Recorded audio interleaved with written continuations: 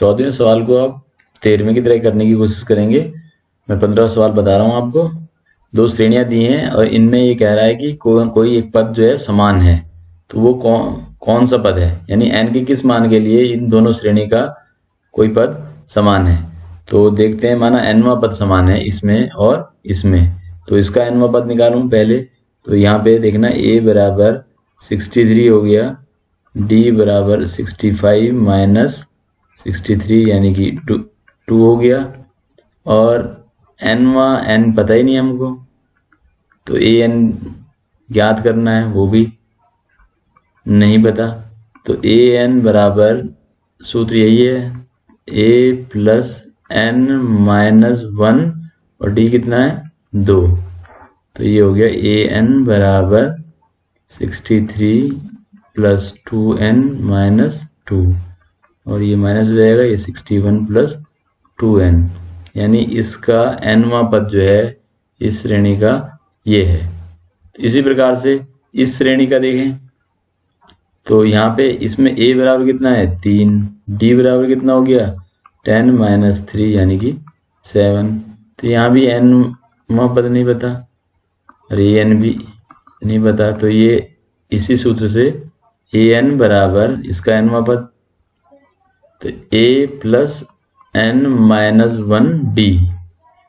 तो देखें 3 और ये हो गया 7n माइनस 7, तो ये हो गया 7n माइनस 4 nवां पद। तो मैंने यहाँ भी an लिया, यहाँ भी an लिया, इसलिए लिया है क्योंकि वो कह रहा है कि वो पद क्या है, समान है nवें पद। तो ये दोनों क्या हो गए, समान, प्रश्नानुसार अकॉर्डिंग टू क्वेश्चन ये दोनों समान है। तो 61 प्लस 2n बराबर कितना हो गया 7n माइनस 4। तो 61 इसको इधर ले आया प्लस 4 हो गया, और 7n इसको इधर ले गया माइनस के 2n, 4 एक तरफ और 4 एक तरफ, 65 हो गया, ये हो गया 5n, और ये हो गया n इजिकल टू हो गया 65/5, 5 1 जा 5 3 जा, n इजिकल टू 13। तो n इजिकल टू जो 13 है, यानी कि इस श्रेणी का भी 13वां पद और इसका भी 13वां पद बराबर हैं। वो कितना है, वो आप n का मान यहाँ पे रख करके पता लग जाएगा कि वो पद कितना है दोनों जगह। तो यहाँ पे मान रख सकते हैं हम, हालांकि पूछा नहीं है लेकिन आप ज्ञात कर सकते हैं। 13 7 91 हो गया, माइनस 9, तो ये हो गया 82। तो 82 है वो पद, यहाँ पे भी है, यहाँ भी 82, और कितना है 13वां पद, यहाँ पे भी 13वां पद आएगा, वहां पे भी 13वां आएगा। अगला प्रश्न देखते हैं। तो इस तरह के प्रश्न हम कर चुके हैं पूर्व में, थोड़ा सा मैं हिंट दूंगा, आप स्वयं करेंगे, जरा देखें। तो ये है AP ज्ञात करना है, तीसरा पद 16 है, तो तीसरा पद 16 है मतलब a प्लस 2d बराबर 16, एक समीकरण ये हो गई है।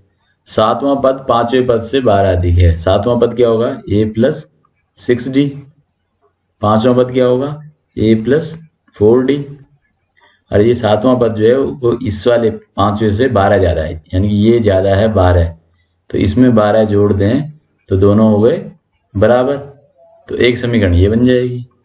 तो यहाँ पे ये a से a कैंसिल हो जाएगा, d का मान आ जाएगा, d का मान यहाँ पे रख दें, अब a का मान भी आ जाएगा।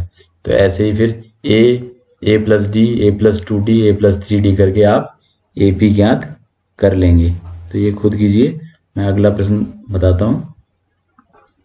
अगला प्रश्न है, एक AP दी हुई है, 3 8 13 इसके क्रमागत पद हैं, अंतिम पद दिया है 253। अब ये यहाँ पे शुरू से 20वां पद नहीं पूछ रहा, अंत से पूछ रहा है, अंत से 20वां पद। तो दो तरीके से सवाल हो सकता है कि यहाँ पहले पदों की संख्या निकाली जाए और फिर देखा जाए कि 20वां पद पीछे से कितना था, तो वो आगे से कौन सा होगा। मैं सीधा आसान तरीका लूंगा, मैंने क्या किया, इस AP को उल्टा ही कर दिया, 253 डैश डैश डैश डैश करके 13 8 और 3। अब अंतिम पद क्या हो गया है 3, तो यहाँ पे प्रथम पद क्या 253। अब यहां से शुरू से मैं 20वां पद ज्ञात कर दूंगा इस वाली श्रेणी में। शुरू से 20वां पद, तो वो इस वाली श्रेणी का जो दी है उसका अंत से 20वां पद हो जाएगा।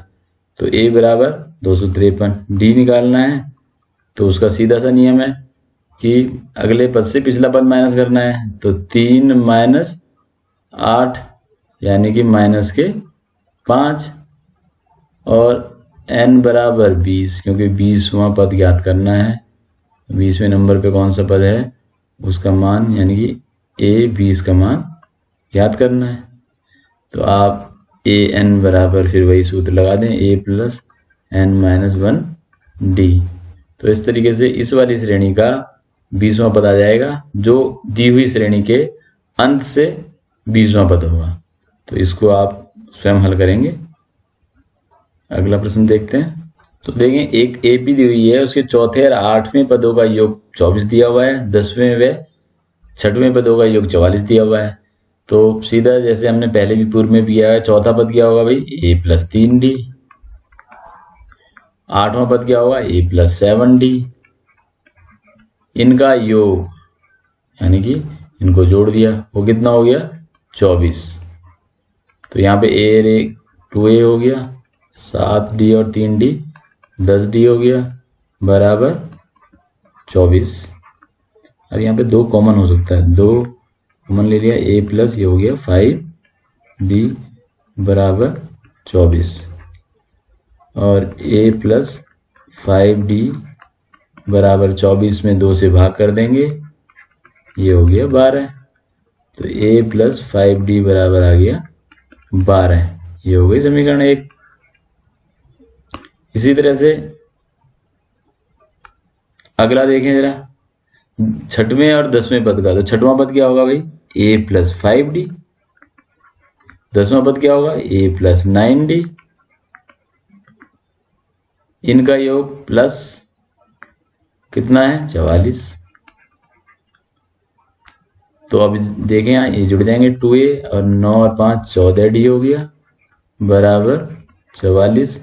यहाँ भी 2 कॉमन हो रहा है, ले लें कॉमन, 7d हो गया बराबर 44, और ये a प्लस 7d बराबर 44/2, और a प्लस 7d बराबर 22। ये हो जाएगी समीकरण 2। तो 2 रैखिक समीकरण बन गई हैं। ये x प्लस 5y बराबर 12, इस तरह से x प्लस 7y बराबर 22। तो इनको हल कर लेंगे, ये हमने इसी प्रश्नावली में किया भी है इस तरह से प्रश्न। तो a या d के मान आ जाएंगे, और फिर आप 3 पद इस श्रेणी के बता देंगे। अगला प्रश्न देखते हैं। अगला प्रश्न मैं लिखा नहीं है, मैं सिर्फ पढ़ दे रहा हूं, और आप अपनी किताब में देख के ही करेंगे प्रश्नों को। सुब्बाराव ने 1995 में 5000 रुपये मासिक वेतन पे काम किया, तो उसका प्रारंभ में वेतन था 5000 रुपये, और प्रत्येक वर्ष 200 रुपये बढ़ते गए। तो अगले वर्ष हो गया उसका 200 रुपये बढ़ करके 5200 रुपये। उससे अगले वर्ष हो जाएगा फिर 200 रुपये बढ़ करके 5400 रुपये। तो इस तरह से हम देखेंगे ये एक एपी बन जाएगी। किस वर्ष में उसका वेतन 7000 रुपये हो जाएगा, ये 7000 रुपये किस वर्ष में होगा। तो यहाँ देख रहे हैं, यहाँ a बराबर 5000 हो गया, d बराबर 5200, दूसरे पद में से पहला पद माइनस कर दिया, तो d बराबर आ गया 200, और an बराबर है 7000। n का मान हमको ज्ञात करना है, यानी ये 7000 कौन सा पद है, तो पता लग जाएगा कितने वर्ष बाद उसका वेतन 7000 हुआ है। तो 1995 में उतना जोड़ देंगे तो वो वर्ष भी हमें मालूम हो जाएगा। तो इस प्रश्न को खुद करेंगे। अगला प्रश्न देखते हैं, 20वां। ये क्या है, रामकली ने किसी वर्ष के प्रथम सप्ताह में 5 रुपये से बचत शुरू की उसने। तो पहले उसके एक हफ्ते में 5 रुपये थे, अगले हफ्ते में उसने 1 रुपये 75 में से और फालतू डाले हैं, तो 5 रुपये तो डाले 1 रुपये 75 में से और डाले, यानी कि 6 रुपये 75 पैसे डाले हैं, और फिर 1 रुपये 75 में से और ज्यादा डाले हैं, तो फिर 8.5 डाले हैं। इस तरह से वो बढ़ाती गई, और किसी हफ्ते में जाकर के उसने डाले 20 रुपये 75 पैसे, यानी हर हफ्ते वो 1 रुपये 75 पैसे बढ़ाती गई है। तो ये भी ऊपर प्रश्न की तरह ही है, n ज्ञात करना है। यहाँ पे भी, यहाँ भी a दिया हुआ है 5, डी बराबर दूसरे पद में से पहला पद माइनस किया, वो हो गया 1.75। ए एन बराबर दिया है 20.75, एन का मान ज्ञात करना है, और दोनों में इसमें भी यही सूत्र प्रयुक्त होना है और इसमें भी यही सूत्र प्रयुक्त होना है। तो इस तरह से ये प्रश्नावली 5.2 के सभी प्रश्न हमने कर लिए हैं। आप खुद करके अभ्यास करेंगे। धन्यवाद।